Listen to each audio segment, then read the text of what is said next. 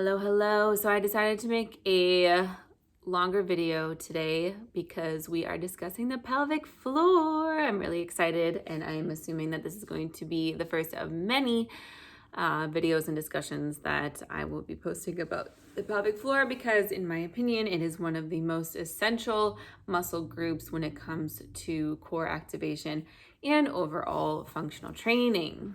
So what the pelvic floor is essentially is a hammock of ligaments and muscle tissue and fibers that sit at the base of the core and are essentially the muscles that help us with continence, which is the ability to control bladder and bowel movements. So maintaining a strong pelvic floor is equally important for men and women because it becomes weakened as we get older, and the older we get, we want to be able to control our bladder and bowel movements. Having a weakened pelvic floor can also make us susceptible to increased intra-abdominal pressure, which can cause a myriad of issues, including something called pelvic organ prolapse.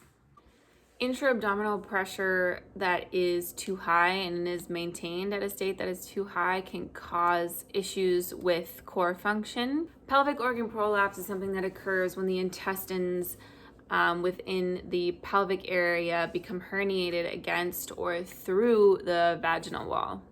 High intra-abdominal pressure and pelvic organ prolapse can lead to a myriad of issues in the body, including lower back pain and hip pain.